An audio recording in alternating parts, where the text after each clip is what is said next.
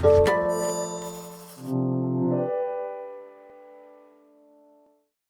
following podcast is part of a certified educational activity. Access the entire activity and complete the post-test at peerview.com/VAY860. Downloadable slides and practice aids are also available. Hello and welcome to our ASH 2020 symposium entitled Exploring Antibody Therapy in ALL, How and Why to Integrate Antibody-Based Treatment into Patient Management. I'm Professor David Marks from Bristol in the United Kingdom, and I'm joined today by two distinguished colleagues, Dr. Dan D'Angelo from the Dana-Farber Cancer Institute and Dr. Nicholas Short from the MD Anderson Cancer Center in Houston. So I'm going to kick off with my talk first, which is entitled Understanding the Shape of Modern ALL Care and the Role of Novel Antibodies. So this timeline slide depicts some key therapeutic developments in ALL.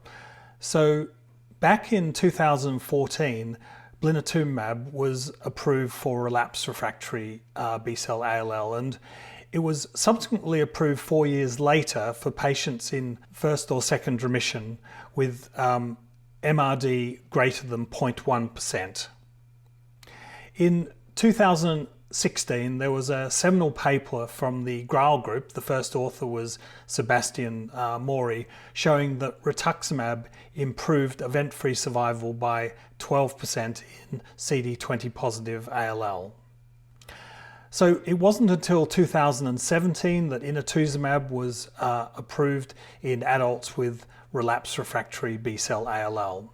And in that same year, the Novartis CAR T-cell, Tisagen Leclacel, was approved for relapsed refractory ALL in adults less than the age of 26. I've also included something about T-cell ALL. I think back in 2011, we had the important paper by Nicola Gottbach showing it was a very effective therapy in relapsed T-cell disease. But I think of great importance was the ASCO abstract presented by COG showing that it may improve upfront outcome in children.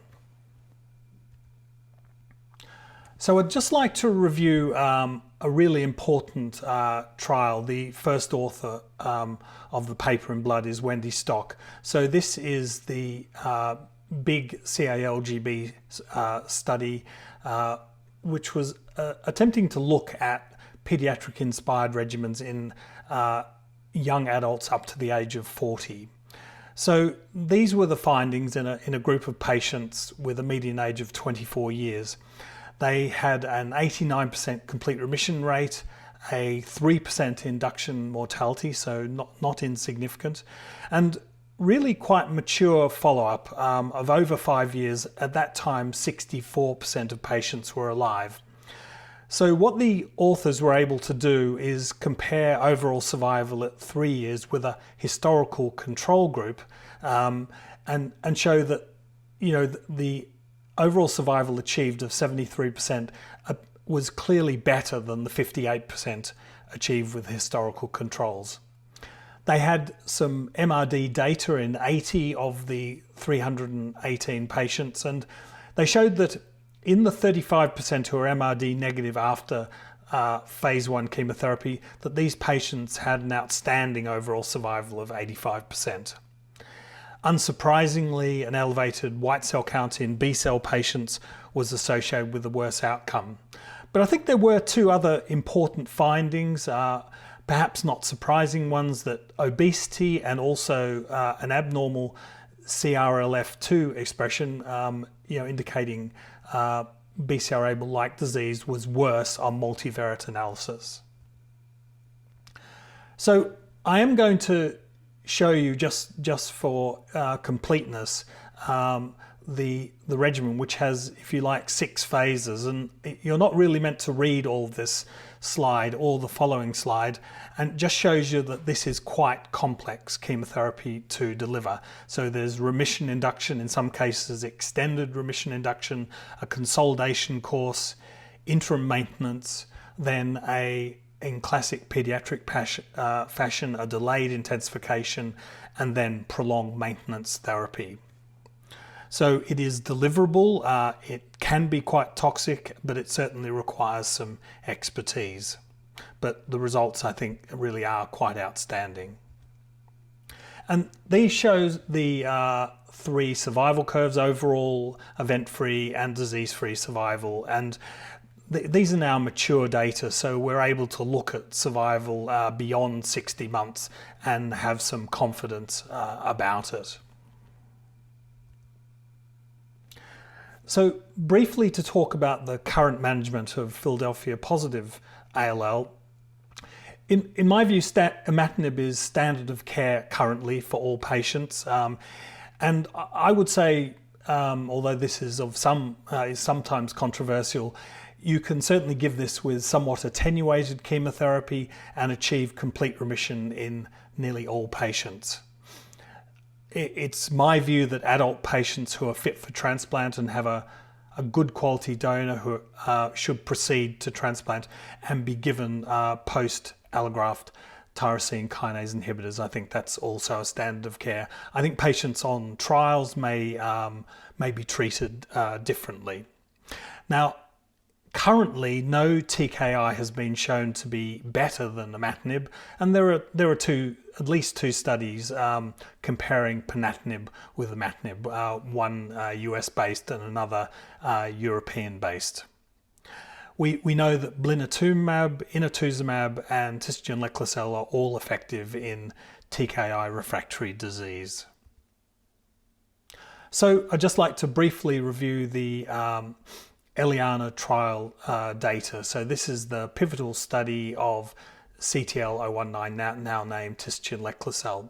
So this was a single-arm, open-label, multi-center, worldwide phase 2 study designed to evaluate efficacy and safety in pediatric and young adult patients.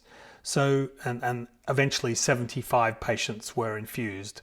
So they received standard lymphodepleting chemotherapy with fludarabine and cyclophosphamide at the doses on the slide.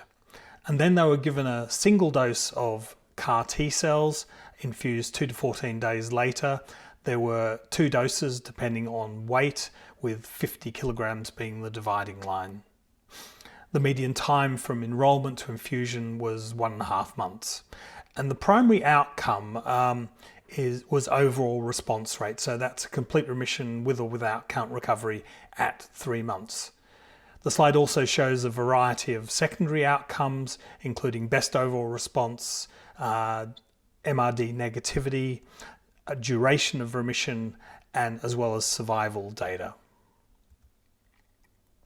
So to look at the demographics of the 75 patients, median age 11, 60% roughly had had a prior stem cell transplant. Predominantly these patients were CNS1, occasionally CNS2, but they were not permitted to have largely more advanced CNS disease than that. 37% had high-risk genomic lesions. So this slide shows the main safety data, and as expected from earlier trials, about 3/4 of the patients had cytokine release syndrome, and about 46%, so just less than half, had grade 3 or grade 4 cytokine release syndrome, which normally means spending time in intensive care. Neurologic events were seen in 40%, so that's now called ICANS, but quite notably only 13% grade 3 and above, and there were, in this trial, no grade 4 ICANS. I think we shouldn't ignore the noise, I guess, from infection and unresolved cytopenias, and that can be problematic in managing these patients. So what about outcomes? Well, in terms of the primary endpoint, 81% achieved a complete remission, and these patients had MRD negative bone marrow, and the results are sufficiently good that at the time of reporting the median duration of remission had not been reached. I think it's a bit controversial how CAR T-cell data is reported. And I think many of us would like it to be reported in an intention to treat basis, not just the patients who were infused. And if you do that, the overall response rate is somewhat lower. But still, I think, an impressive 66% if we look at all 92 who were entered on study. Very importantly, when you're managing these patients and looking for CAR T-cell persistence, in this study, which achieved excellent outcomes, the median duration of persistence was about 5.5 months. And that's what I think one needs one's patient to have that degree of persistence. So this shows survival, and this is now sort of updated, so we're sort of able to talk about 2 years and beyond. And there is one late event, I guess, at about 28 months, but I really do think there's a suggestion of a plateau from 20 months. And if we look at the overall survival rates, I think probably the most interesting one is the 24-month overall survival of 66%, which is quite outstanding for this heavily treated group of patients. So I'd just like to move to today's agenda. We'll now move to foundational evidence with novel antibodies in relapse refractory ALL and implications for patient management.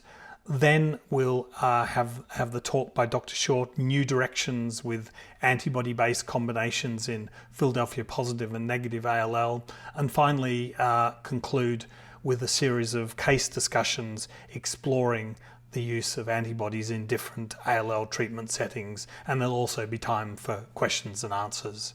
So if we can move on, I'd like to introduce my colleague, Dr. Dan D'Angelo, who will talk about antibodies as foundational options in ALL, updates on practice-changing evidence.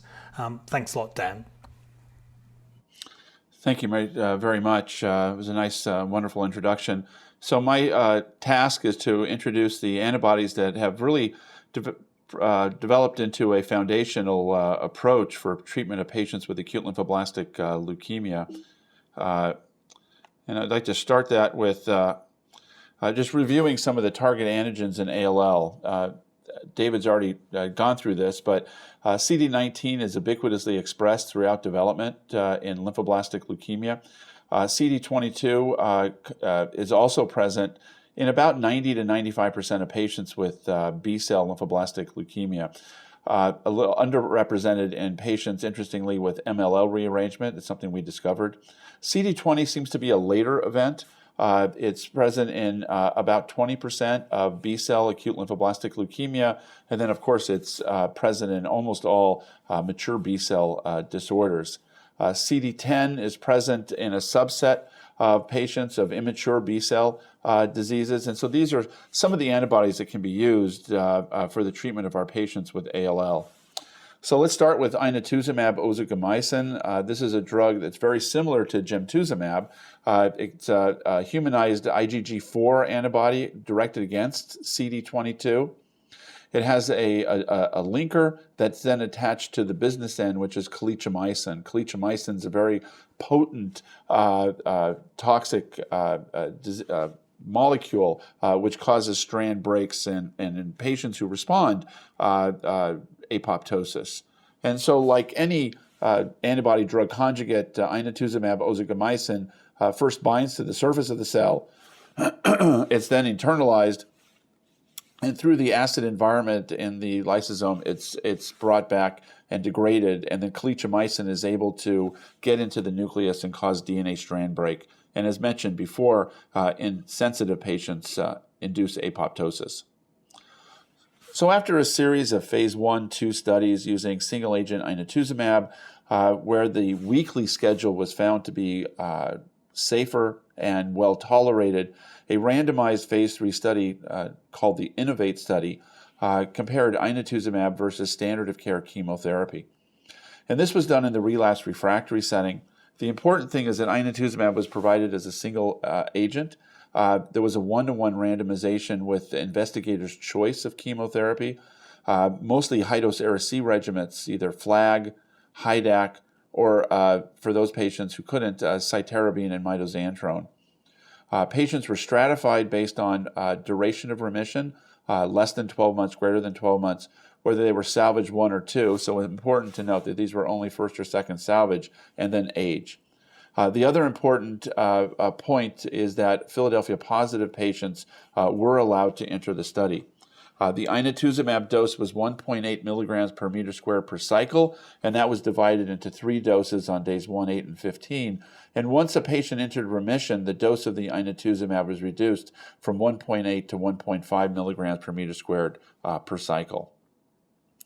And so if one looks here at the forest plot comparing the different stratifications, again, time of remission, salvage status, and age, one can see that overall, Inatuzumab far outpaced standard of care chemotherapy, regardless of the stratification feature. Overall, 81% of patients assigned to Inatuzumab achieved a remission. A remission was defined as either complete remission or complete remission with incomplete count recovery versus standard of care chemotherapy, which accounted for a response rate of only 33%. And whether patients had a short remission or long remission duration, the Inatuzumab arm seemed to outpace the standard of care chemo arm, salvage 1 and salvage 2, as well as age. So really all stratification features benefited in the Inatuzumab assigned arm. This is the duration of remission, again showing an improvement, statistically significant improvement in remission duration in those patients assigned to the Inatuzumab arm, 4.6 versus 3.1 months, with a statistically significant hazard ratio. So, in my view, these agents are used as bridge to transplant, and clearly a remission duration in the 4 to 5 month range is going to allow a patient to proceed on to an allogeneic stem cell transplant, typically without much hesitation here. This is the progression-free survival, again showing a marked improvement in those patients assigned to the Inatuzumab arm versus standard of care chemotherapy. And of course, overall survival is the key. The interesting point here is that about 4 times as many patients assigned to Inatuzumab were able to get to a transplant.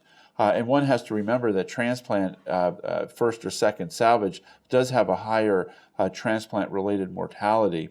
And there does seem to be a approximation of the curves that do spread apart around 12 months. And 23% of patients assigned to the Inatuzumab were alive at 2 years as compared to only about 10%. So almost a 2.5-fold increase in the 2-year survival for those patients who were on Inatuzumab. One of the points I always try to stress is that those tick marks that are out pretty far are patients who are able not only to get into remission, but also able to proceed to an allogeneic stem cell transplant. So that's the importance of really having a durable remission. These are some of the long-term outcomes, and again, really highlighting the importance of going to remission. Predictions of overall survival in both arms, but highlighted in the Inatuzumab arm was the MRD status. A high percentage of patients not only went into remission, but 3/4 of those patients who went into remission treated with Inatuzumab were able to achieve an MRD negative status, which is very important for overall outcome. And so these are the features that benefited patients who were assigned to the Inatuzumab arm. If one looks at MRD assessment in the Innovate study, and you can see here, looking at 164 patients treated on the Innovate study and were assigned to the Inatuzumab arm, if you split out those patients who were in remission or not, you can see the MRD negative status in those patients who achieved a remission. And the important thing here is we've talked a lot in the myeloid malignancies about the fact that CRi, that is CR with incomplete recovery, is not quite the same as CR. In this particular study, they were relatively equivalent, and that may have to do with the feature, the fact that Inatuzumab does suppress the platelet count. So it is very common for patients on the Inatuzumab arm to have a mild thrombocytopenia. And what we did on the phase 1-2 studies, and including the Innovate study, is we didn't wait for full platelet recovery before proceeding to the next cycle. And that's why a lot of patients were assigned CRI. But there was no difference in terms of the MRD negativity, nor in the outcomes, progression-free, event-free, or even overall survival between these endpoints. Again, survival by MRD is shown here, and really highlighting the fact that these are very important endpoints to achieve, even in the salvage status, that patients who were lucky enough to not only get into remission, but achieve an MRD negative status, had a much improved overall survival of 14 versus 7 months as compared to those patients who were persistently MRD positive. Now, in the INNOVATE trial, MRD was defined as flow cytometry, but it was all done in a central lab. These are some of the safety data comparing the INNOVATE arm to the standard of care chemotherapy. And what shouldn't surprise those of you is that there were much more febrile neutropenia and infectious complications for patients on the standard of care chemotherapy arm and much less sepsis on the INNOVATE arm. There was more hepatotoxicity on the Inatuzumab arm as compared to the standard of care chemotherapy. So very, very different toxicity patterns. In fact, one of the highlights is that patients who were assigned to the Inatuzumab arm on the INNOVATE study oftentimes would receive subsequent cycles and or doses as an outpatient, given the ease of administration.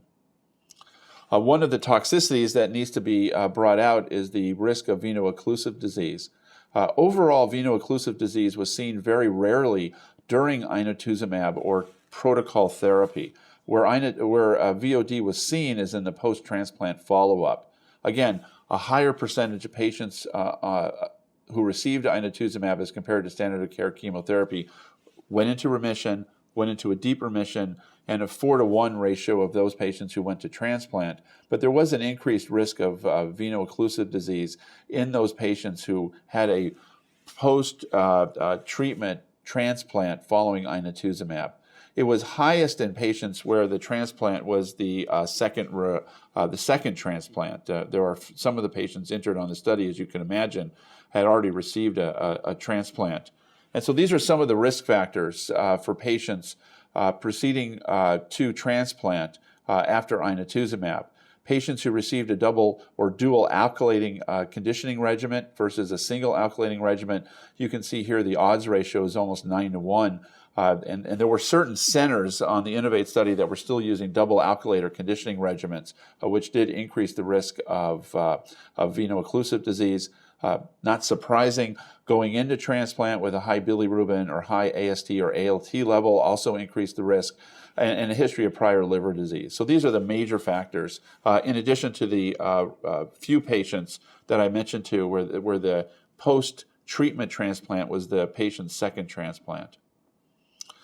These are pooled analysis that's been presented, post-transplant outcomes for patients in the relapsed refractory ALL receiving Inatuzumab. This is a combination of the INNOVATE study, those patients who went to transplant, as well as those patients who were treated on the multicenter phase 1 study that I led. And you can see here in the lower curve is all patients who went to transplant with a overall survival or a median survival about 9.2 months. But if you look at the middle curve, where patients had no prior transplant, that is, they had gone into remission and then relapsed, or had refractory disease and then relapsed, got Inatuzumab, and then went to their first transplant after therapy, their median overall survival was about 11 months.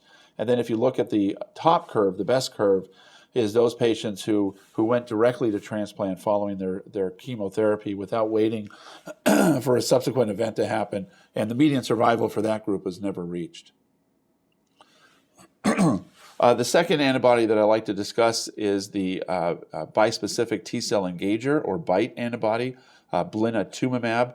This is a very novel approach, although Blinitumab has been around for a while. And just to remind you, this is a T-cell engager where the business end of two antibodies are fused together with a linker. A monoclonal antibody directed against CD3, which brings together the patient's T cells, against CD19, which is, as I mentioned earlier, ubiquitously expressed on B-cell ALL. And by using this bispecific T-cell engager, you're able to bring the patient's own T-cells directly in contact or near the patient's tumor, in this case the lymphoblastic leukemia. And by doing this, you get redirected cytotoxic killing and really a pure immunologic phenomenon. Lots of phase 1/2 trials were done, which led to this phase 3 Tower study. In general, it was designed very similarly to the Innovate study. Some exceptions. This was a 2-to-1 randomization of single-agent blinatumomab. Blinatumomab here is given as a continuous infusion for 4 weeks, followed by a 2-week break, versus standard of care chemotherapy. Again, investigator's choice. Some of the choices were FLAG, with or without an anthracycline, high-dose Ara-C-based, or high-dose methotrexate-based, or finally clofarabine-based. Once patients were in remission, they could receive consolidation. Obviously, on the blinatumomab arm, they would still receive single-agent blinatumomab. Only Philadelphia chromosome negative patients were allowed on the study, and patients could be, there were a few patients that were in greater than second salvage, so a little bit different than the Innovate, but very similar. Overall, the hematologic response is shown here. Again, far in favor of the single-agent blinatumomab, with a remission of 44% versus 25%. Again, remission here was slightly defined differently. It included both complete remission as well as something called CRH, complete remission with adequate count recovery but not full count recovery. But regardless of how you define remission, blinatumomab treated patients had a much improved outcome overall versus the standard of care chemotherapy. If you look at the overall survival, comparing blinatumomab to standard of care chemotherapy, it improves at 7.7 months versus 4.0 months, although the curves do come together. Interestingly, the percentage of patients who went to a second transplant, as there were a lot of patients on this study that was done first transplant, were very few. So again, very similar to Inatuzumab, I do view blinatumomab in the relapse refractory setting as a bridge to transplant, given the data that we're seeing here. Survival following transplant, you can see that both arms benefited going to transplant with a similar delta. There were much fewer patients on the standard of care that actually went to transplant. There's this hint that patients did the same. Very, very small numbers of patients. Markedly improved overall response rate, markedly improved rate of getting patients to transplant, leading to a benefit in overall outcome. Looking at adverse events, we can see on this slide there are 2 major adverse events that I wanted to bring to your attention. Really, any adverse event, and most of them were cytokine release syndrome in the blinatumomab arm, although there were some infections. But you saw much more infections in the standard of care arm. What was interesting is some of the neurologic toxicity, which we can see in the next slide, which is listed here. Now, there are neurologic toxicities seen in the standard of care arm, but these are very different. The standard of care arm neurologic toxicities were predominantly peripheral neuropathies. Remember, multi-agent chemotherapy often contains vincristine or cytarabine, versus the neurologic toxicities seen in the blinatumomab arm were more central. Confusion, altered sensorium, encephalopathy, a rare seizure, but overall was relatively rare with really 8% grade 3, 1% grade 4, mostly reversible with corticosteroids or a break in the blinatumomab infusion. One other highlight that David had brought up is that blinatumomab is the first and only drug in any disease that is actually approved for MRD positive ALL. This is based on the BLAST study that was done in Germany, really a heroic study where patients, 116 patients with ALL in full hematologic remission, but with persistent MRD positivity defined as greater than 0.1% after courses of therapy, or they could be in the second remission with persistent disease, got single-agent blinatumomab, again, 4 weeks on, 2-week break, with the endpoint of converting to an MRD negative status. And an impressive 80% of patients were able to go from an MRD positive to an MRD negative status, which led to approval for this agent as a single agent for MRD positive ALL, and which has often become the standard of care as a bridge to transplant again for these MRD positive patients. And you can see here that patients who were able to achieve an MRD complete response versus those that did not had a marked improvement in their median overall survival of about 39 months versus 12 and a half months for those patients who failed to convert from an MRD positive to MRD negative status. Again, all of these patients who entered the study were in full hematologic remission. So how do I use these two wonderful agents that are at our fingertips? The way I decide between Blinitumab and Inatuzumab is really based on disease characteristics. So for Blinitumab, it's important to make sure that the patient has uniform CD19 expression. And so it's time, these are the time that you really need to speak to your pathologist. And so I'll speak to my pathologist. Does he or she think that the CD19 expression is uniform? Blinitumab works best in a lower disease burden, and that's highlighted by the data I showed you between the Tower study and the BLAST study.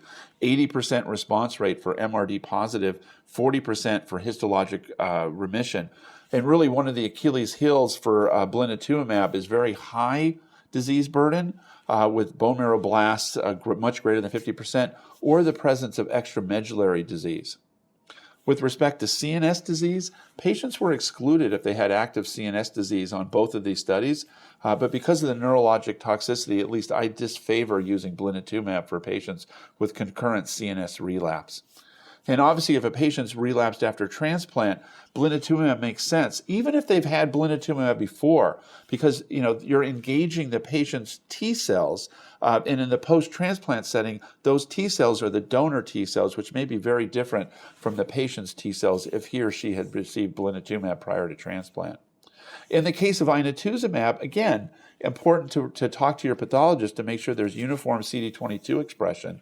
I'll highlight two issues. One is patients with MLL rearranged leukemias tend to have very low CD22 expression and seem not to do as well as on Inatuzumab.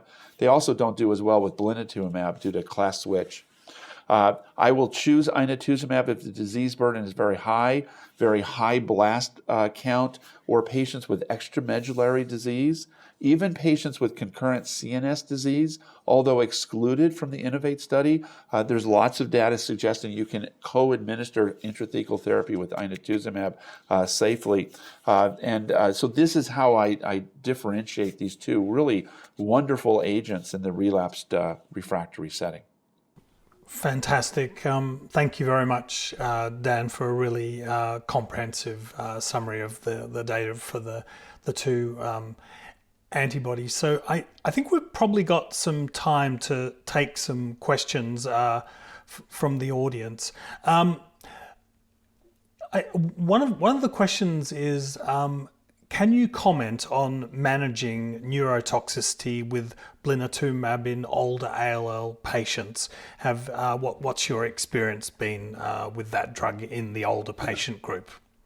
Yeah, that's an interesting question because it's clear that older patients tend to have more neurologic toxicity than younger patients, although it hasn't been an impediment to administering Blinitumab. In the United States, it's required that the first 10 days of an induction regimen, that is for patients with relapsed refractory disease, have to be in-house. I'll be very quick to administer steroids if need be if a patient has early grade 2 neurologic toxicity and/or lower the dose or not escalate the dose if they're still on the 9 micrograms per day dose level. But it has not been an impediment to our center. I'd be curious to see what your experience has been, David or Dr. Schwartz. But it's not. It is clear that these older patients do have more toxicity, but we can usually get them through it. It's often associated with disease burden, so there may be a role of reducing the disease burden. I'll often administer a few days before some high-dose dexamethasone to debulk the disease and then give a couple-day window before initiating blinatumab. I think that's very important. I think a lot of people have forgot that was what was required in these studies is a 2 to 5 day dose of dexamethasone prior to initiation of the blinatumab in order to debulk the patient. But those are the strategies that we use. Thanks. Nicholas, is there anything you have to add to that about using blinatumab in the older ALL patient group? Are there any tricks of the trade? No, I think I agree with pretty much everything Dan said. I think that managing with steroids is the most important thing when you're treating patients with blinatumab who have either cytokine release or neurotoxicity. Older patients are clearly more susceptible to steroid-induced toxicity, and I think actually that's where we run into a lot of the problems. Usually you can actually control some of the neurotoxicity from blinatumab, but it's the amount of steroids they need to get. You get steroid myopathy and other side effects from the steroids are more common. I think it's just a careful balance between the amount of steroid that you need to control the toxicity from the blinatumab so that you can continue to give it. And what I've seen is also, reducing the dose if needed to 9 micrograms is often still effective. So if you have to do that, then that's very reasonable. Great. So that's really helpful, practical advice. Thank you both. I've got another quite tough question here, quite interesting question, which I'd like to ask, I think, both of you. What would your choice be for a patient who's failed blinatumab? Would you go down the CAR T-cell line if that was available, or would you move to Inatuzumab, then a transplant if the patient was eligible? Perhaps let's start with you, Dan, and then maybe Nicholas. Well, at least currently it's an easy question, because if the patient's 26 or older, the only strategy is Inatuzumab, and that's kind of what we've been doing. So patients where we try Blina that doesn't work, and it works in about 45% of patients, as I showed, then we've been using Inatuzumab as a bridge to transplant, very effectively, I might add. For those patients, would you use, CAR T-cell therapy if a CAR T-cell is approved in the older adult population?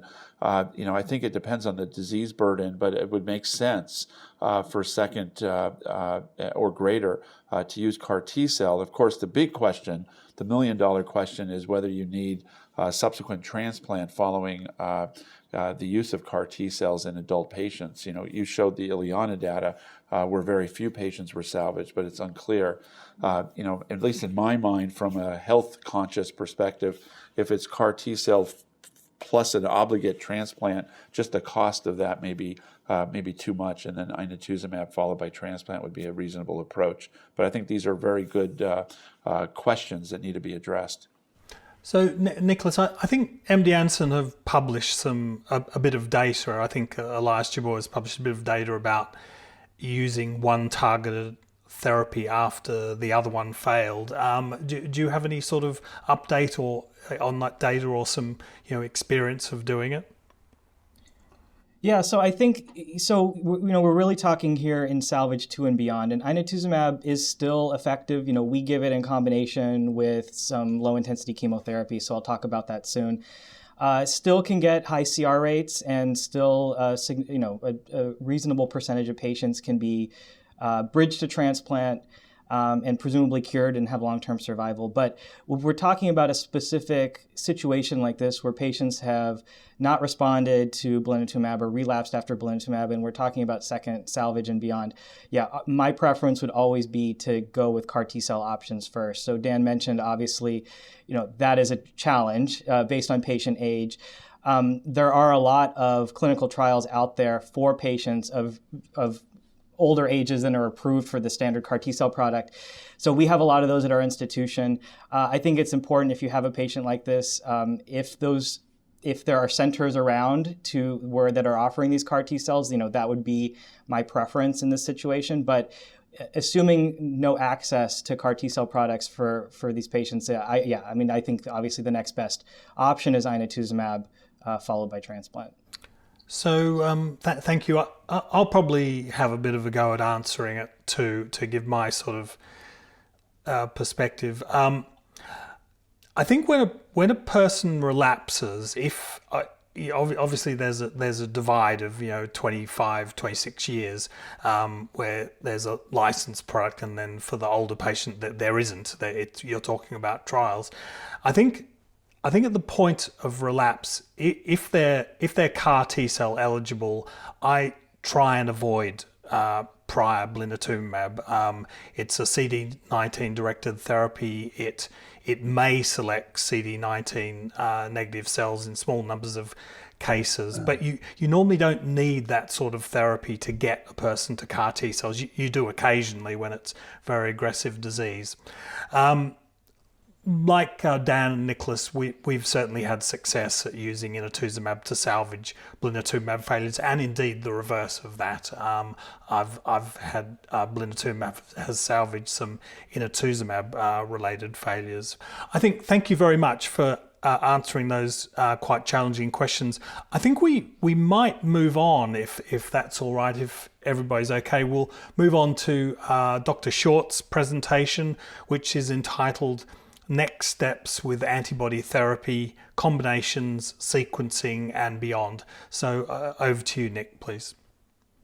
Sure. Well, thank you. It's my pleasure to give this talk after the excellent talks by Dr. Marks and Dr. D'Angelo. So what I'll be talking about is how we can take this very promising data that we have with antibodies, Blinitumab and Inatuzumab, and what is being done now in clinical trials and what is now emerging maybe as some new standards by combining them either with chemotherapy or with each other. So first, just what is the rationale for antibody combinations in ALL? And I think it differs slightly between whether we're talking about combining these agents in the relapsed refractory setting or in patients in the frontline setting for newly diagnosed ALL. So in the relapsed refractory setting, as has been discussed quite a bit in these lectures, our goal is to bridge these patients to transplant. And so what we really want in the relapsed refractory setting is higher response rates, because ultimately higher response rates will allow more patients to be bridged to transplant. And also deeper responses. So deeper responses, as reflected by achievement of MRD negativity, ultimately lead to better post-transplant outcomes. There are a lot of studies looking at MRD status prior to transplant, and we know that that is associated with better long-term outcomes after transplant. Now, in the frontline setting, a lot of these principles still apply, but the rationale is slightly different. So we certainly, of course, want higher rates of MRD negativity. These may be associated with, of course, more durable remissions and higher cure rates. And ultimately, hopefully, less reliance on, at least that's my goal, is can we rely less on transplant and first remission, potentially overcome some of these high-risk features by integrating these antibodies. And then also, in our regimens that we give, can we use lower doses of chemotherapy and actually shorter durations of therapy, which hopefully will decrease treatment-related morbidity and mortality associated with myelosuppression, for example, from chemotherapy. So first, I just want to talk about some of the data for antibody combinations so far. So this is a study that we've done at MD Anderson. This is combining a lower intensity chemotherapy regimen with Inatuzumab. We've done this in both the relapsed refractory setting and in the frontline setting. So we use mini-HCVD. Mini-HCVD is a dose-reduced version of hyper-CVAD. So we eliminate the anthracycline and also significantly reduce the doses of the other agents. And then I'll show you how we integrate Inatuzumab on the next slide here. So what we do is we give, a standard kind of 8 cycles of, in this case, hyper-CVD, followed by 3 years of POMP maintenance. Now, Inatuzumab, this is in the published data, which I'll show you, initially was given once each cycle for the first 4 cycles on day 3. What we saw, of course, was some at higher doses as more data emerged about the dose-dependent impact of Inatuzumab on the rate of VOD. We eventually decreased the dose of Inatuzumab to be given to 1.3 milligrams per meter squared in cycle 1, and then 1 milligram per meter squared in cycles 1 through 4. So again, these are the published data in the relapsed refractory setting of this combination. So at the time of publication, we had treated 59 patients, the median age of 35 years. The response rate was 78%. 59% of those patients achieved a complete remission, and a significant proportion of those, 82% of those remissions, were MRD negative. So these response rates allowed about nearly half, 44% of patients to proceed to transplant. And as has been mentioned, of course, veno-occlusive disease is a concern with inotuzumab, particularly when patients are proceeding to transplant. And so there were 9 patients in this particular cohort who did develop veno-occlusive disease. So these are the survival rates or the survival curves observed with this study.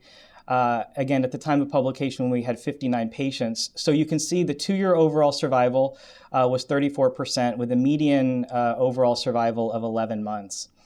Not surprisingly, when we look at patients according to salvage status, those patients treated in salvage 1 had the best outcomes. Here, the 2-year survival rate was nearly 50%, a median survival of 17 months. And then you can see a significant drop-off in outcomes for patients who received this regimen as second or later salvage. Also, not surprisingly, achievement of MRD negativity was associated with better outcomes. And obviously, this is not a randomized study by any means, but we did perform a matched analysis compared to patients who we had treated with inotuzumab alone. So these were matched for salvage status, age, and other factors. And it did suggest an improvement of adding some chemotherapy to the inotuzumab regimen compared to inotuzumab alone. So we've also explored the same regimen in the frontline setting in older patients, so 60 years of age or older with Philadelphia chromosome negative B-cell ALL. And the idea is that we know that if we give intensive chemotherapy to these patients, it's associated with an unacceptable rate of myelosuppression and leading to infections and morbidity and mortality. So could we decrease the amount of chemotherapy and then add one of these novel agents and get better results than we would expect with intensive chemotherapy? So with this regimen in this older population, the overall response rate was 98%, and nearly all patients achieved MRD negativity. And we know MRD negativity in ALL is associated with better survival outcomes. We found that we could deliver this regimen safely to this older population. There were no early deaths observed. And the 3-year overall survival was 56%. And so just for comparison, so when patients are treated with kind of standard intensive regimens, those patients who are 60 years of age or older are treated with these intensive regimens. Multiple studies have shown about a 5-year survival rate of about 20%.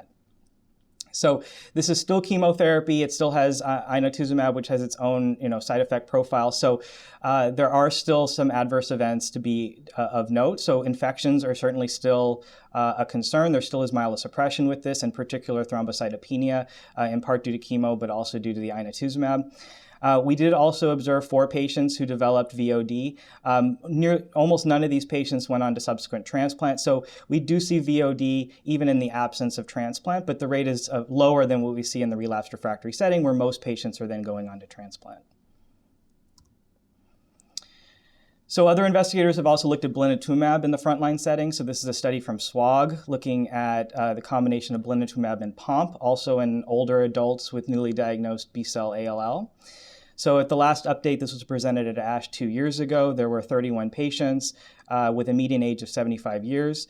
They actually gave blinatumab as essentially the induction. So they gave blinatumab for 4 to 5 cycles, followed by about 1.5 years of POMP. The overall response rate was 66%. Nearly all patients achieved MRD negativity, and this is a pattern that we see when patients do respond to blinatumab. The responses tend to be quite deep. And this was also delivered safely with no early mortality. And so at the last update, the 1-year overall survival rate was 65%, and the 1-year disease-free survival rate was 56%. So this shows certainly the feasibility of replacing kind of induction chemotherapy with these novel agents in an older population. So we've also looked at something similar at MD Anderson, but this is in younger patients. So what we took is the standard hyper-CVAD regimen, and then added sequential blinatumab into that. So the way this is done is we now give, one of the goals of this therapy, as I mentioned before, was can we reduce the amount of chemotherapy that we give but still maintain efficacy when we incorporate these novel antibodies? So What we do now is we give 4 cycles of hyper-CVAD and high-dose methotrexate and cytarabine rather than 8. And then this is followed by 4 cycles of blinatumomab consolidation. And then the maintenance phase is cut in half from what we typically do with hyper-CVAD. So the maintenance phase is now about 18 months. We give 3 cycles of pomp and then followed by 1 cycle of blinatumomab, and then we alternate that for the 18 months. Patients, of course, still receive standard intrathecal chemotherapy, and patients who are CD20 positive, we give them either rituximab or ofatumumab. So these data are updated at this year's ASH. However, I'm showing you the data from last year.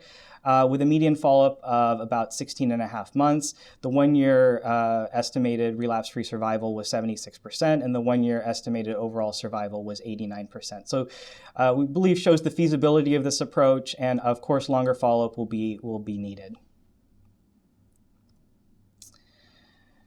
So now just moving on to another question, related question. So can we combine these antibodies together, either with or without chemotherapy? So we've talked a lot about, do we choose Ionituzumab or do we choose Blinitumab in this setting? But I think one question is, can we use them both together? So going back to a study I showed you before of mini-HCVD with Inatuzumab, we've now amended this study and now integrate Blinitumab into it. And so we're actually evaluating this in both the relapsed refractory setting and also in older adults with newly diagnosed Philadelphia chromosome negative ALL. And so just to show you the current study design that we're using, so we now have also shortened the amount of chemotherapy. So we give 4 cycles of hyper-CVD. This is followed by 4 cycles of blinatumomab, and then a maintenance phase of blinatumomab and pomp, as I mentioned before, for the hyper-CVAD and blina study. And then also, because of concern for VOD, what we've done is lowered the dose. So the total cumulative Inatuzumab dose is only 2.7 milligrams per meter squared. And we've also fractionated the dose. So there's two doses of Inatuzumab given for each of the first 4 cycles. So this study will also be updated at this year's ASH, but these are the data presented last year. And so notably, this does include the patients that I presented before in the hyper-CVAD Inatuzumab. This also includes the patients who received Blinitumab. So similar overall response rate, 98%, only 1 patient who didn't respond. And then overall MRD negativity, very high, 95%. And so these are the data from last year that were presented. So a 3-year overall survival rate in this older population of 54%. And one of the main factors that is associated with outcomes is the age of the patient. So what we saw was that patients between 60 to 69 years of age had better outcomes than those are patients who are 70 and older, and this is somewhat intuitive. So you can see the 3-year overall survival rate of 63% for patients who are 60 to 69 versus 42% for those who are 70 years of age and older. And interestingly, this is driven not by difference in relapses, but difference in death and remission. And so what we're doing now, actually, for these patients who are 70 years of age and older, we're entirely eliminating chemotherapy. So what we do is we give Inatuzumab and Blinatumab now in combination without any chemotherapy. So a similar approach is actually being done by an alliance study. And so this study has 2 different cohorts. So this one I'm showing you here is looking at also an older population. So newly diagnosed CD22 positive, Philadelphia chromosome negative, B-cell ALL, patients who are 60 years of age and older. And so it's asking the question, can we just combine, since these agents are very effective, can we just combine these agents and entirely eliminate chemotherapy? So this study is designed to give 1 cycle of Inatuzumab, then patients are evaluated to see whether they had some clinical efficacy of the Inatuzumab. So if they achieve some form of remission, then they're given another cycle of Inatuzumab, and then this is followed by 5 cycles of Blinatumab. If they don't have if there's not any significant cytoreduction with the first cycle of Inatuzumab, then they move directly on to Blinatumab. As I mentioned, there's another cohort. This is looking in the relapsed refractory settings, CD22 positive, in first or second salvage, same study design, eliminating chemotherapy and relying on these very effective agents, Inatuzumab and Blinatumab. So now just briefly to highlight some of the phase 3 studies that are evaluating different antibody combinations, specifically in the frontline setting in ALL. So this is an alliance study. So this is for patients with AYA in an AYA population. And this is to build on the data that was presented earlier on the CALGB 10403 regimen. And so this study is enrolling patients with Philadelphia chromosome negative, CD22 positive ALL who are between 18 and 40 years. They receive the standard induction, and then after induction, they're randomized to either receive 2 cycles of Inatuzumab or no Inatuzumab. So those patients who are randomized to the Inatuzumab arm, they'll receive 2 cycles of Inatuzumab after induction, and then they'll move on to standard consolidation and maintenance. Just visualize another way. You can see if we look at the standard, the CALGB design, this is where the Inatuzumab is inserted between induction and then before moving on to consolidation. And so this is an interesting study from ECOG. This one is evaluating the role of Blinitumab in the frontline setting. And so this study is looking at, so patients first receive induction chemotherapy followed by intensification. And then at that point, they're evaluated for MRD status. And then this is where there are different arms that occur. So for patients who are MRD positive, patients move on to Blinitumab as somewhat of a standard of care for patients who are MRD positive. And then thereafter, they receive a combination of chemotherapy and Blinitumab and then move on to maintenance therapy. But interestingly, those patients who are MRD negative are then randomized to receive either Blinitumab or no Blinitumab. So one of the questions from this study is, if patients are MRD negative, do they still benefit from the addition of Blinitumab to even further deepen responses beyond what we can actually detect with our current assays? So if they're randomized, of course, against without Blinitumab, they receive the standard regimen. If they get the Blinitumab, they get the regimen that incorporates multiple cycles of Blinitumab, as I mentioned before. So this will answer 2 questions. One is a little bit about the role of MRD and how that influences outcomes, and also whether or not Blinitumab should be given for patients who are MRD, even patients who are MRD negative. And then finally, moving on to the role of antibody therapies in Philadelphia chromosome positive ALL. So, it's well established that the integration of TKIs, whether it's imatinib, dasatinib, moving on to 3rd generation with ponatinib, are an integral part of treatment of patients with Ph positive ALL. And as been mentioned, there also is data for the use of some of these antibodies. So there's phase 2 data specifically looking at Blinitumab for patients with relapsed refractory Ph positive ALL and shows a high rate of response and MRD negativity. There's also subgroup analyses from the phase 1, 2, and 3 studies of Inatuzumab showing benefit in Ph positive ALL.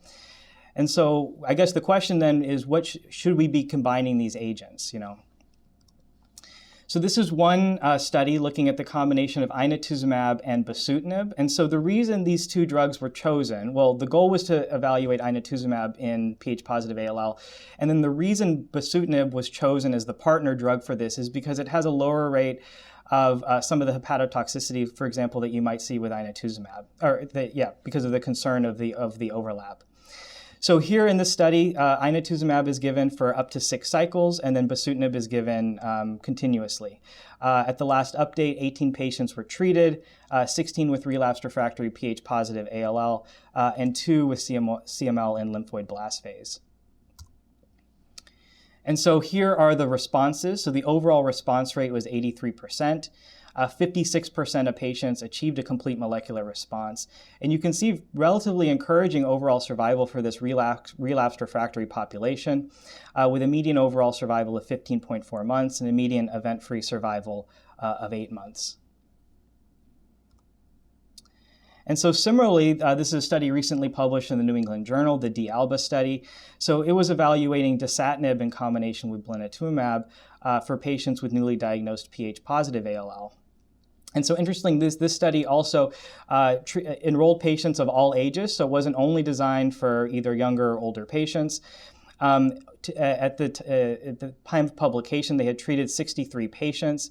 The way that this study was designed is that patients receive about 3 months of dasatinib in combination with steroids, and then after that, all patients receive blinatumab for up to 5 cycles.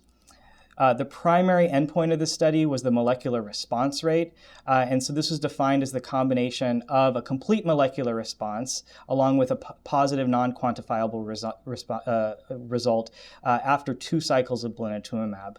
And importantly, they also gave CNS prophylaxis through this process with 12 doses of intrathecal chemotherapy. And so these are the efficacy results. So this notably chemotherapy-free regimen resulted in nearly all patients achieving a complete response.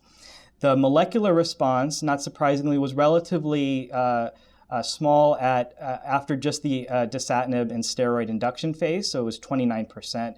However, this increased significantly to 60% after 2 cycles of blinatumab, and then after additional cycles of blinatumab were given, those molecular responses continued to increase. So after a median follow-up of 18 months, which notably is still relatively short for this type of disease, but that being said, the overall survival and disease-free survival are very encouraging, with overall survival of 95% and disease-free survival of 88%. Despite these very good outcomes, there are still some populations which do appear to do a bit worse with this regimen, particularly an entity that has been described before, sometimes called IKZF1+. So this is patients who have a combination of an IKZF1 deletion in addition to another genetic aberration like CDKN2A or B or PAX5. So this regimen was really quite safe. One kind of adverse event, I think, of note is a particularly high rate of CMV activation, something that we don't typically see a lot in this setting. So about 10% of patients had CMV reactivation or infection. I think mostly driven by the amount of steroids that were given and not necessarily the dasatinib or blinatumab. And so just to conclude, so what we've seen is that combining chemotherapy with these novel monoclonal antibodies or combining these antibodies together to date does seem to be safe and effective in some of these studies in both the relapsed refractory setting and I think particularly exciting in the frontline setting for patients with newly diagnosed ALL. Almost universally, these combinations lead to quite high rates of MRD negativity among the responders, and the goal is that this can be leveraged to improve outcomes, particularly for patients, for example, who go on to transplant in the relapsed refractory setting. And then, the data is still early, but I think an open question is, do these higher rates of MRD negativity, will they lead to better outcomes than we might see if we use a sequential strategy of giving Inatuzumab and then if the patient needs something later, blinatumab or vice versa? And then I think of particular interest is the way that the field is moving away from chemotherapy, either reducing chemotherapy or even eliminating it. So what we've seen is that even in the frontline setting, if, for example, in pH-positive ALL, there are very now highly effective chemotherapy-free regimens, and those are also being explored, for example, in older adults, either 60 years of age or older, or 70 years of age or older with newly diagnosed ALL, and then also in the relapsed refractory setting. And with that, we can probably move on to question and answer. Yeah, thank you very much, Nicholas. You've actually addressed lots of issues and perhaps looked forward to the future where we might be going. So there are some good questions coming from the audience. So one sort of quite speculative question, perhaps if I could ask both you and Dan, is what are your thoughts on the potential sequencing of antibodies and then being followed by CAR T cells? Could this potentially allow transplant to be deferred or eliminated entirely? That's a good question. We still don't really know what the answer is. What should we be doing after CAR T cell therapy? If patients achieve MRD negativity, should we be transplanting or not? I think it is still an individualized decision. Whether or not antibodies are incorporated into that in sequence, I still think that a lot of those patients should be considered for transplant. So my approach has generally been for a younger, fit patient with no prior transplant, at that point to move on and do transplant, even if they have a very good response after CAR T-cell therapy. I think it's harder for patients who have had a prior transplant and you're talking about doing a second transplant. I think for those, we have a lot more pause about moving on to transplant. But I don't know if the addition of antibodies into this sequencing necessarily changes my calculation in that setting, but I'd be interested to know what Dan thinks. Yeah, Dan, perhaps you could address the issue. Do you think we can sort of just get rid of chemotherapy and just use antibodies and CAR T cells? Well, I mean, that's an intriguing idea, and Nick presented some interesting studies that are trying to do that. I mean, I think right now the answer is no, although in Philadelphia positive disease, clearly the answer is yes. Although, how you view chemotherapy with transplant, as a lot of those patients ended up getting transplanted down the road. So I think we're, chemo light or low doses of chemo. I think you got to remember that, the nice thing about Inatuzumab sequencing to Blinitumab is that you can debulk with one agent and then mop up with the other agent, and that works great when it works. There's clearly some issues with patients with extramedullary disease, as I mentioned before, or patients with MLL rearranged disease where these approaches seem not to work very effectively. I think the MLL issue is going to come to fruition as we start exploring all of these strategies where MLL becomes, really some of the limiting features. Although rare, it's still a limiting feature. And then, you always got to, the question is, as Nick has nicely presented, is as these novel agents get moved up front, what we do out back in the relapse refractory setting may be very different. So if a patient's already seen Inatuzumab or Blinitumab or both in the upfront setting, what do we do in the relapse refractory setting?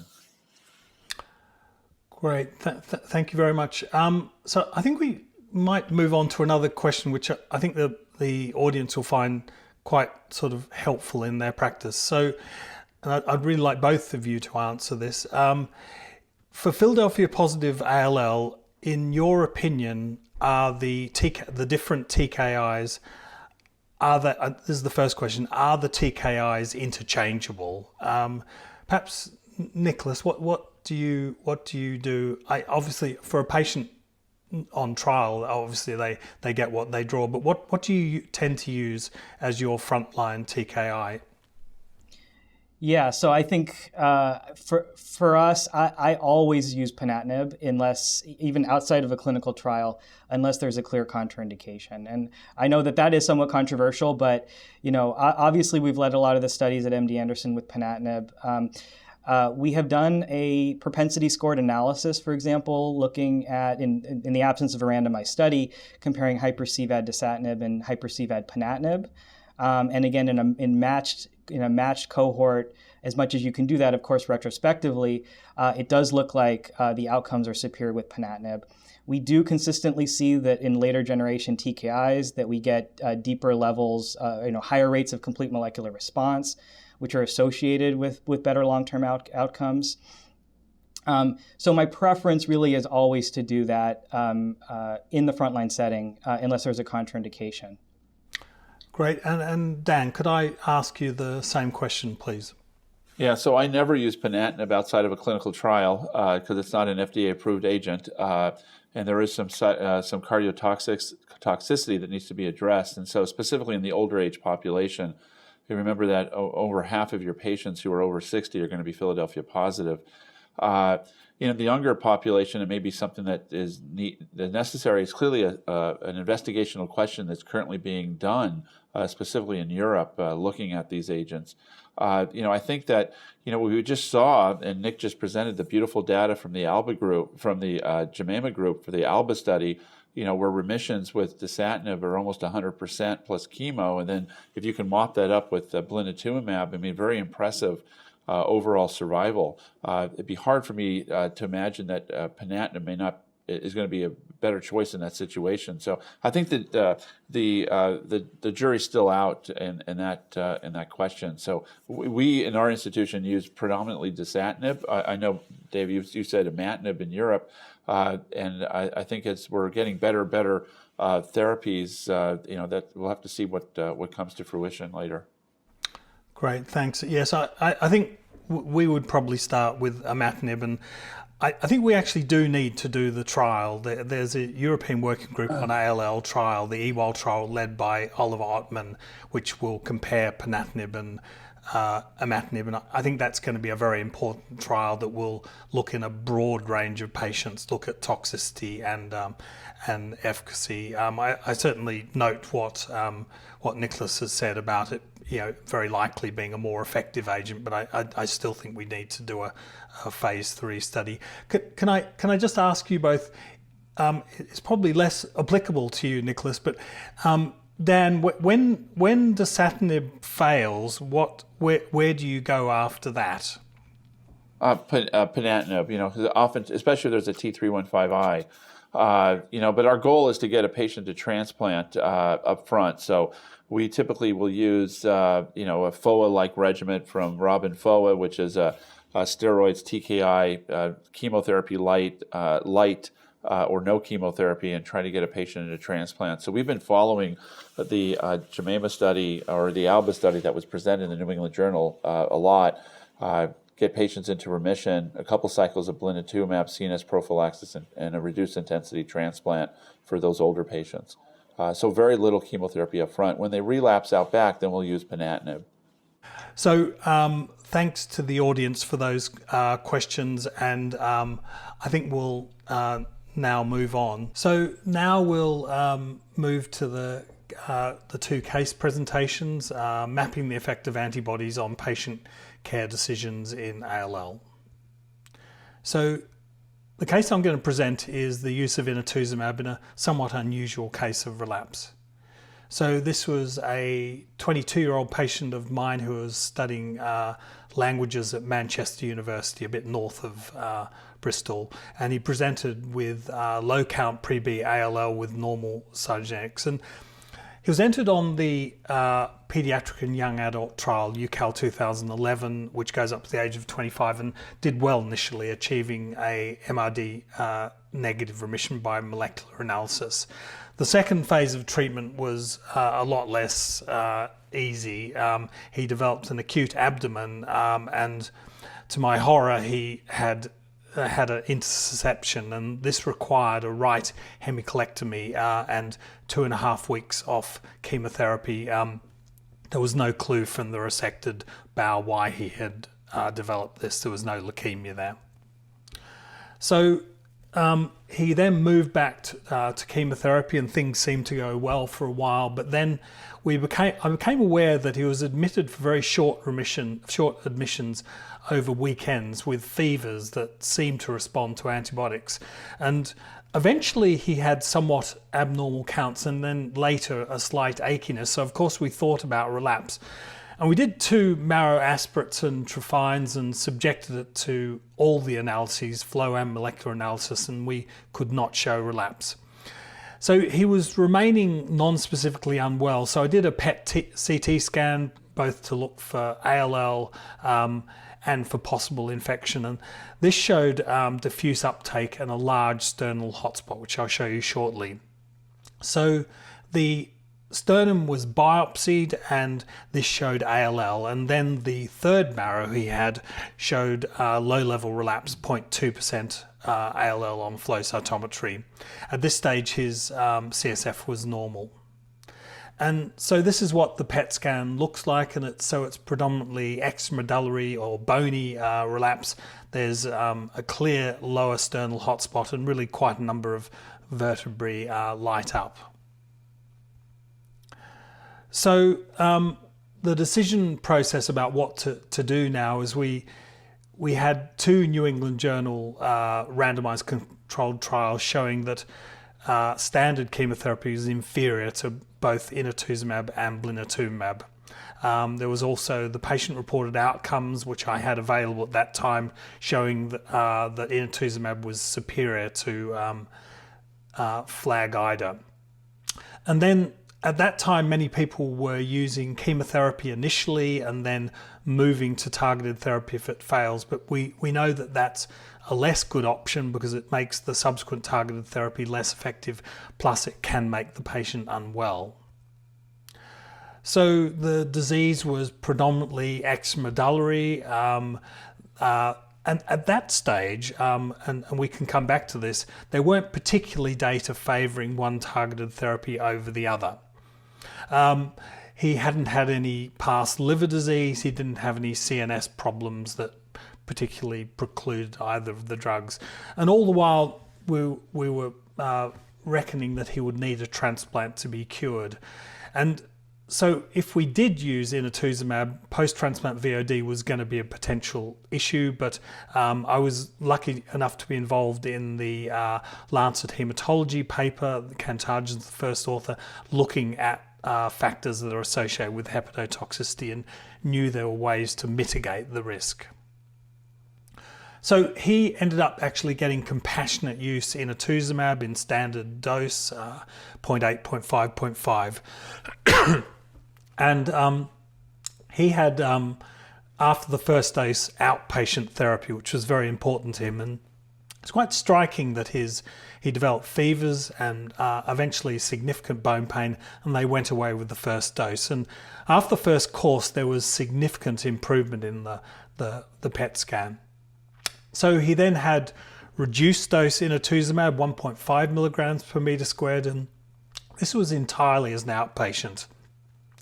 There was minimal toxicity, a bit of neutropenia, and I think he had some GCSF. So we did another PET scan, and this was reported as a metabolic remission. And my colleague, who was, somewhat cautious, said, "Well, I'd like you to biopsy the sternum," which looked normal on a PET, and we did that and subjected it to molecular analysis, and he was MRD negative. So he proceeded to transplant, and he ended up having 2 cycles. That was the time needed to mobilize the unrelated donor. We know with increasing cycles of Inatuzumab that you have a higher chance of VOD, and I almost never proceed beyond 2 cycles. He was MRD negative at transplant. So his only risk factor for VOD was having received Inatuzumab. He had normal liver function tests, and we avoided other hepatotoxic therapy. And this shows the sort of timeline of going into remission, becoming MRD negative, and proceeding to transplant. And he had cyclophosphamide and TBI, and this was actually his PET scan 3 months post-transplant. Obviously, he also had CNS-directed therapy. So he was well enough post-transplant to actually attend the regulatory body approval of Inatuzumab. He was a very eloquent patient advocate. He had a little bit of graft versus host disease of the gut, perhaps some seborrheic dermatitis, probably not skin graft versus host disease, and actually everything up to day 100 was fine. So further follow-up was unfortunate in that he relapsed 7 months out from transplant in the central nervous system in spite of CNS-directed therapy. He had multiple cranial neuropathies and some meningeal disease that lit up on MRI scan. So the goal was to get him to CAR T cells. He had intrathecal therapy that cleared the CSF blast, and then to buy more time, he actually had small doses of cranial radiotherapy. But then at that time, he developed a further relapse in the marrow with 70% blasts and elevated peripheral count. I actually gave him some more Inatuzumab, to which he responded again. He didn't have a complete remission, but it controlled the disease. And we were trying to get him to UPenn for CAR T cells because they weren't available in the UK at that stage. But he then relapsed again in the central nervous system and decided he would not have further therapy. So that's the first case. And I just wonder, Dan, if you have any comments about the management and perhaps of extramedullary disease. Wow, it's quite a case, and kudos for you for getting through that. These focal relapses in the bone I've seen in myeloid leukemias. We actually published a paper on it, but I haven't seen it as much in lymphoid leukemias in the relapse setting, although I've seen it in a de novo setting. And I think Inatuzumab is an intriguing choice there, just given the bulk extramedullary, if you would, disease, although it's really not extramedullary per se because it is in the bone. It's just spotty disease. I guess that the question is whether at his subsequent relapse with CNS disease, whether a high-dose Ara-C or high-dose methotrexate approach might, which has good CNS penetration, might be an option. But I think at that point, relapse post-transplant, there's very few curative options in the setting other than getting him into remission with maybe second transplant. We all know that second transplant in ALL has a very limited outcome. So I think that the die had been cast at that point and very limited options. But those are some of the things that I would consider. Thank you. Nicholas, do you have any comments about the management or anything you might have done differently or? I mean, our approach would be slightly different in just that when we are bridging a patient to transplant, we typically do use both agents. Now, a lot of times that's on a clinical trial, so we use Inatuzumab and sequentially with Blinitumab. We do it outside of a clinical trial too, although I acknowledge it's not standard of care. No, but I think the management was still excellent, and our approach just differs slightly in that respect. To Dan's point, I think, once this patient unfortunately relapsed post-transplant and had CNS involvement at that time, unfortunately the options are just very limited. I do agree that you wonder if a high-dose Ara-C regimen would have some penetration that would have given some control there. But I think when someone relapses and they've had the prior therapy that this patient has, unfortunately, we still don't really have the tools available in most cases to overcome that poor prognosis.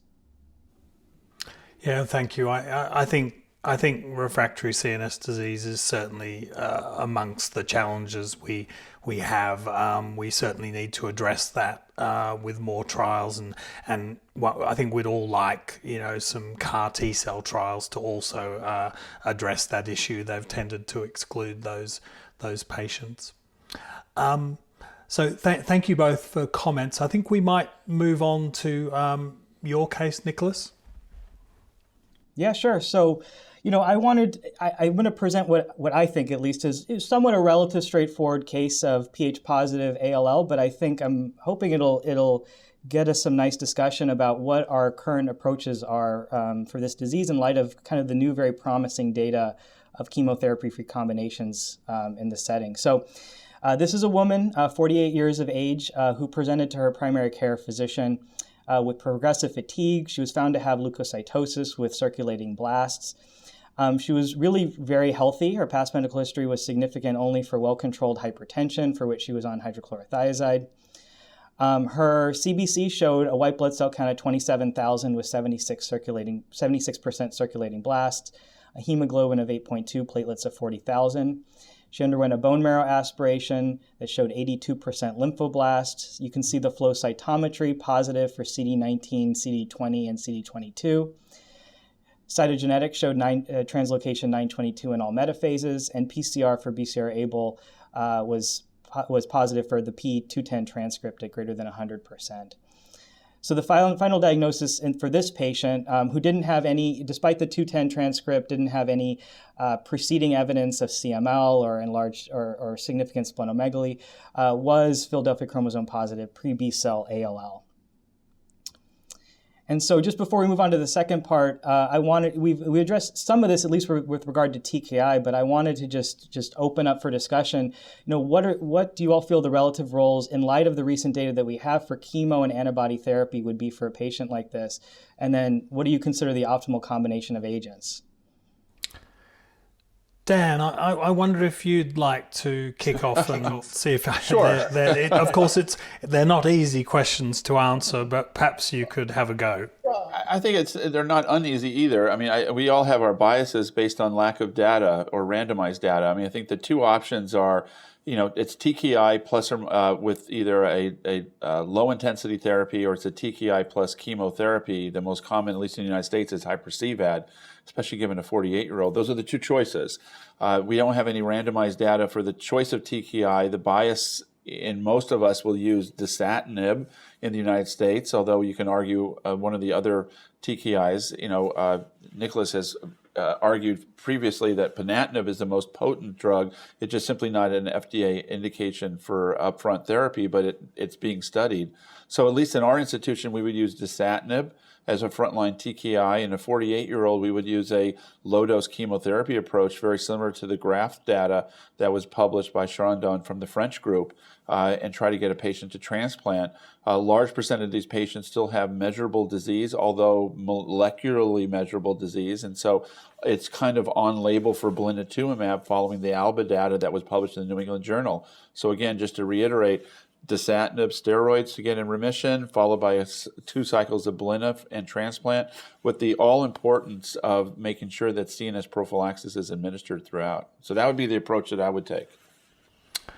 So I'm sure Nicholas will do something different to what I suggest, but we might as well each say what we'd do. I think the approach in the UK would be to use some vincristine, some dexamethasone, and probably imatinib up front, and I think you nearly get 100% of people into remission, and I don't think you lose anybody with that approach. I don't think anybody dies of that.